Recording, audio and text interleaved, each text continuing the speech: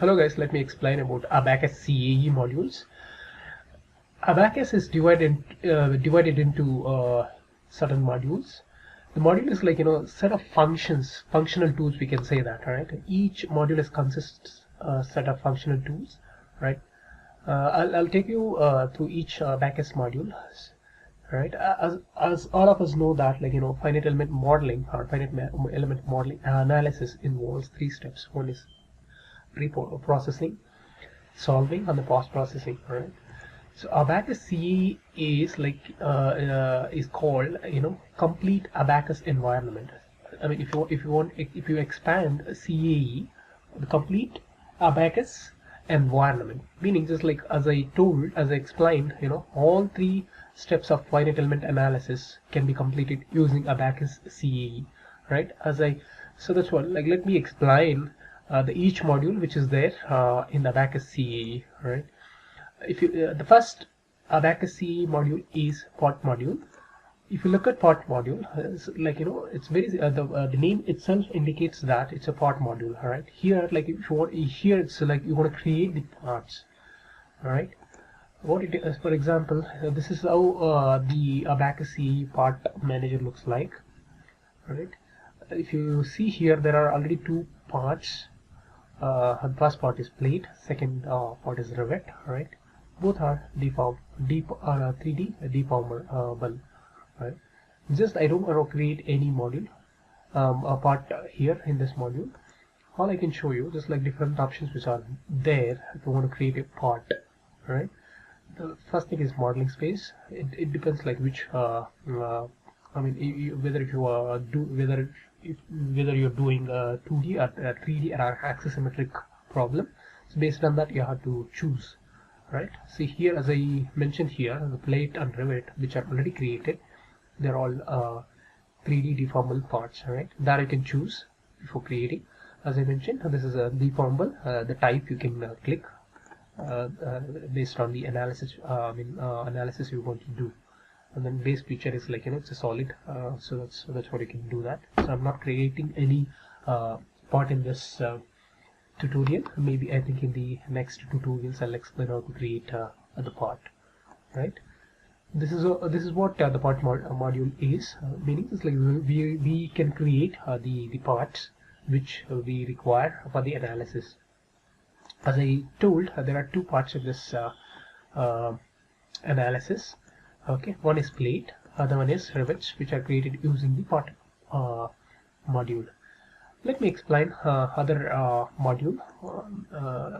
Other module is called property module. The name, as I told, the name itself indicates you want to create the properties which are required, like maybe the material the part is made of. All right. So sectional thickness if you want hard, and that you can hard. If it is plate modeling, if you want to create beam orientations and all, you can do that. Let me explain how to create. I mean, what is this the material manager looks like. This is how material manager looks like, and there are already two materials which are created using this material manager, right? Let me I mean, before editing the existing materials, let me show you how to create. All right, and this is how it looks like. If you want, you can change the material name based on the material which you want to use. You can put a description about the material in this.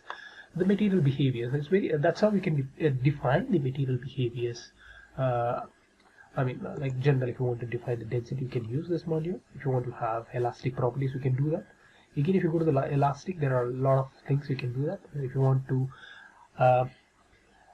create the thermal properties, you can use this. If you want to create electrical and magnetic properties, you can use this.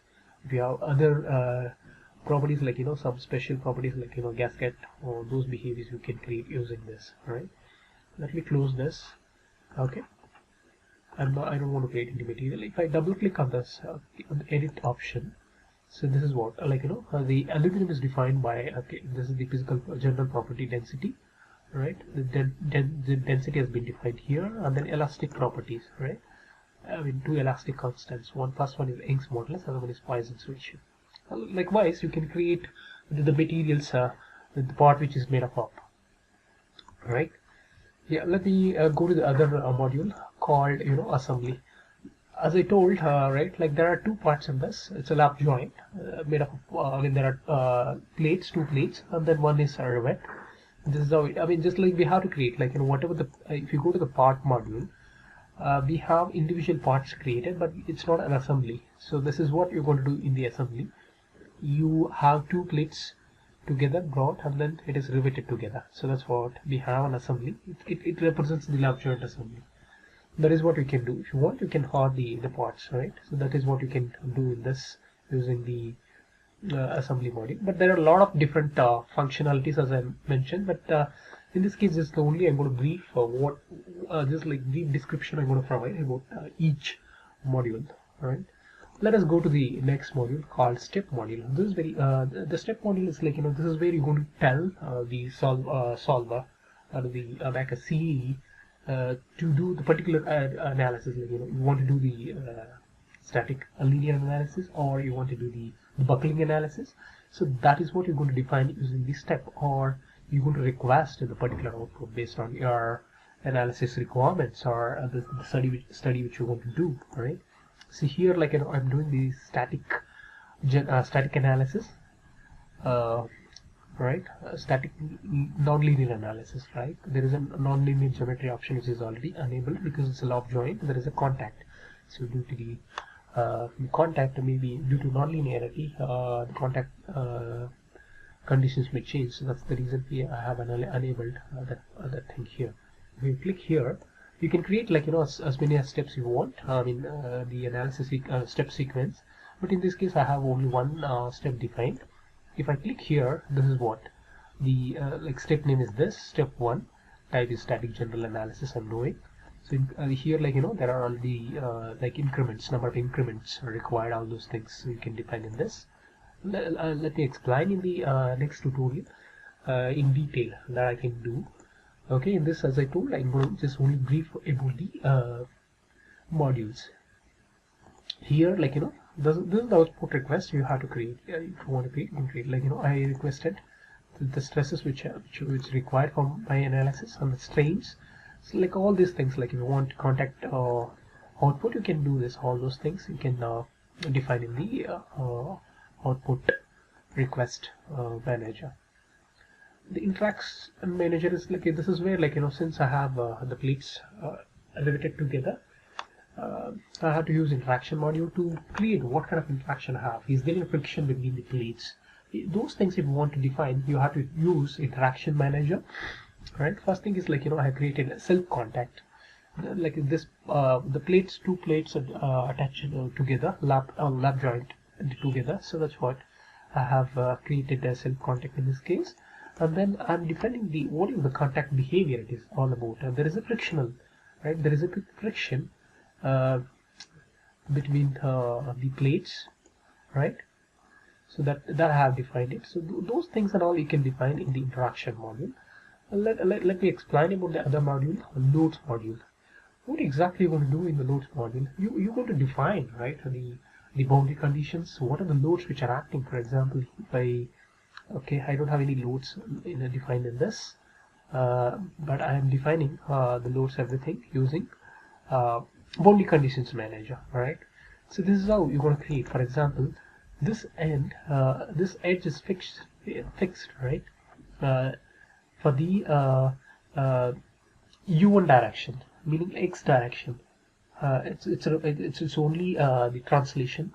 I mean, translation in x direction is fixed. So these things you can define using the boundary condition manager.